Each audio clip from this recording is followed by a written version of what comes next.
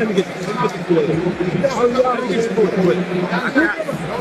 you gotta calm down and listen to me. Hey, come on now. You know, that Tank is older. He had the lessons, getting his lessons of what he got to do to take us the rest away. You pull over.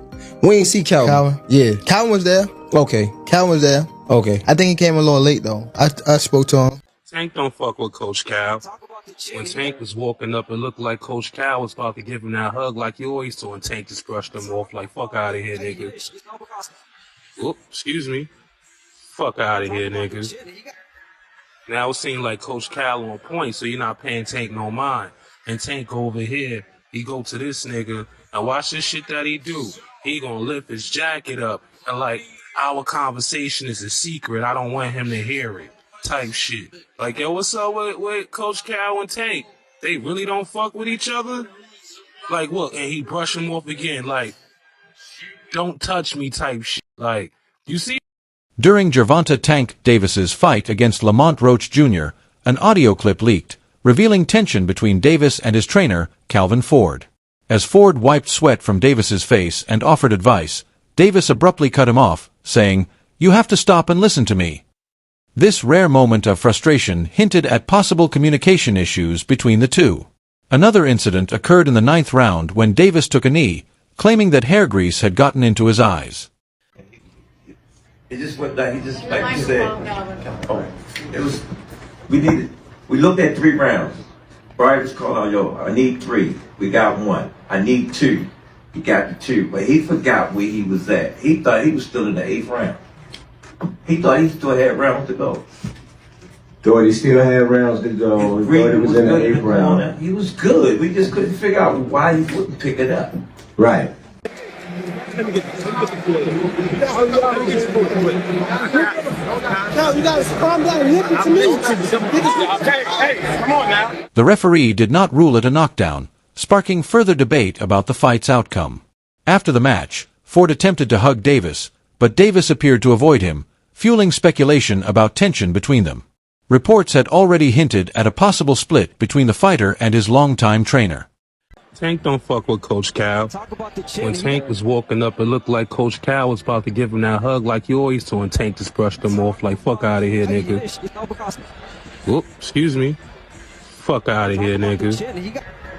Now it seemed like Coach Cal on point, so you're not paying Tank no mind.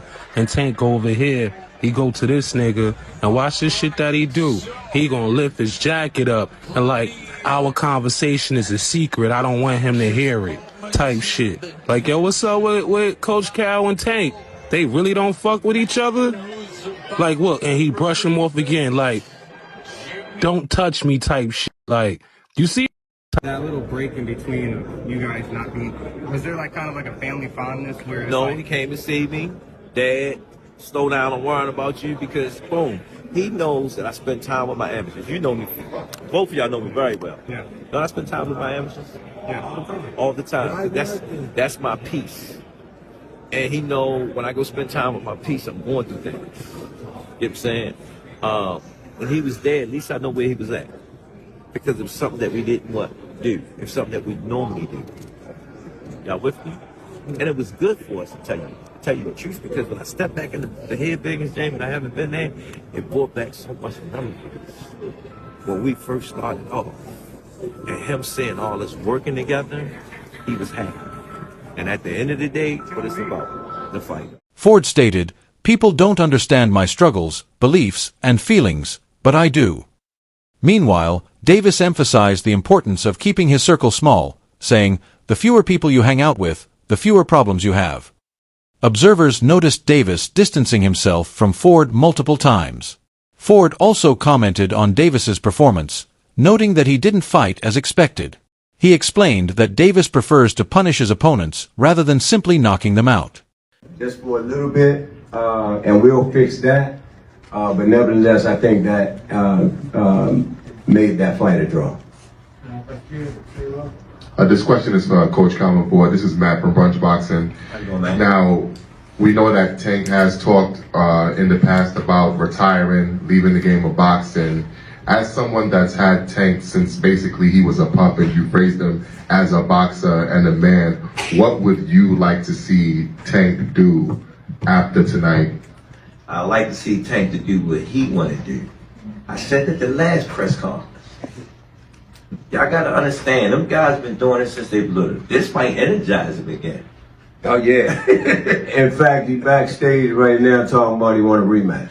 So, backstage, you want to go to the gym right now. Yes, that's what he said. So I think that retirement stuff's out done. Yeah, so.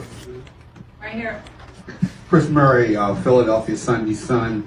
I gotta ask this question in the sense that you said, Cal before and for Coach Berry as well. You said before the fight that you wanted to see him take his game to another level. What didn't he do in this fight that that you felt he could have done and whatnot, and pretty much opened the fight up to being a draw?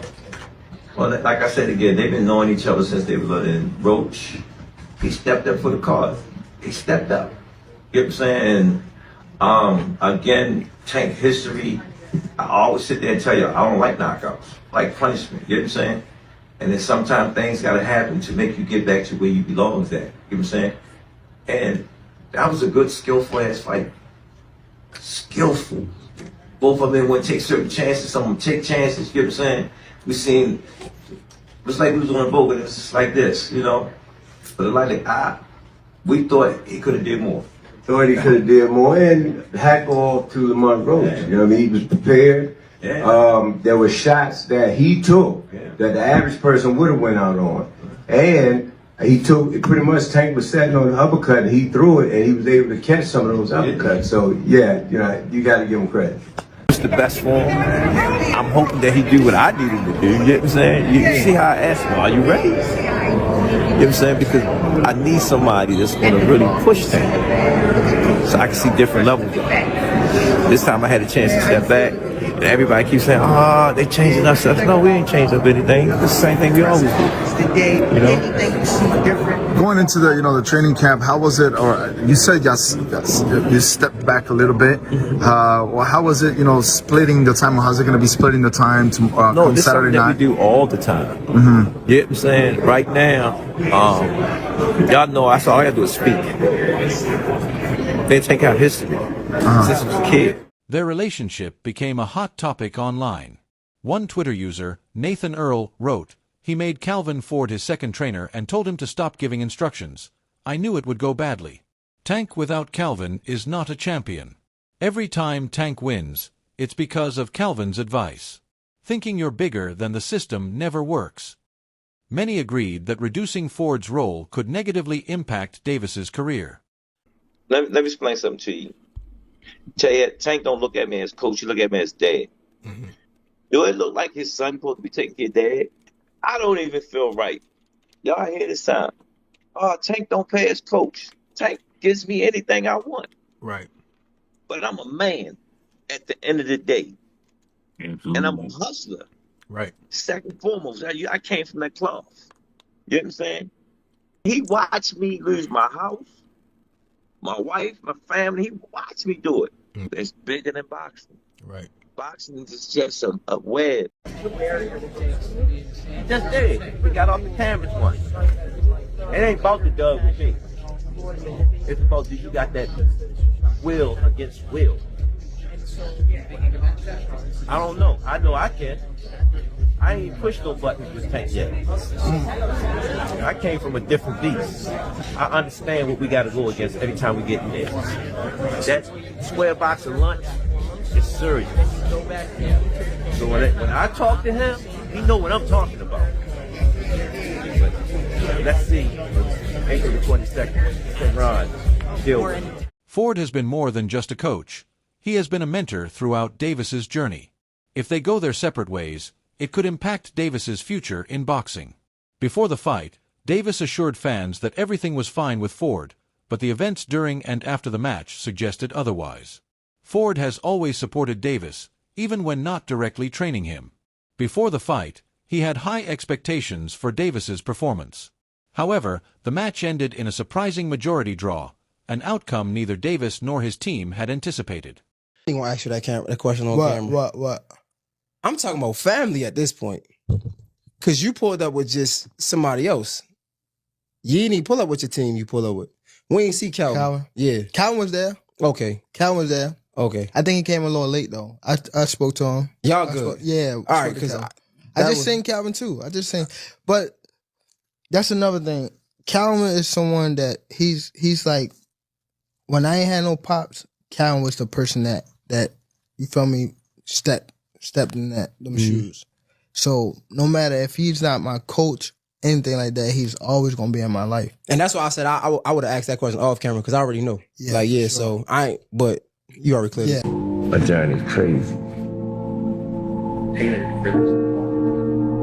That's why I said there. I said, yo, you can't write this, man. You cannot write this. My experience being gone and all the stuff that I went through prepared me for where I'm at today. You know. That Tank is older. He had the lessons, getting his lessons of what he got to do to take us the rest of the way. And this is his take us the rest of the way fight.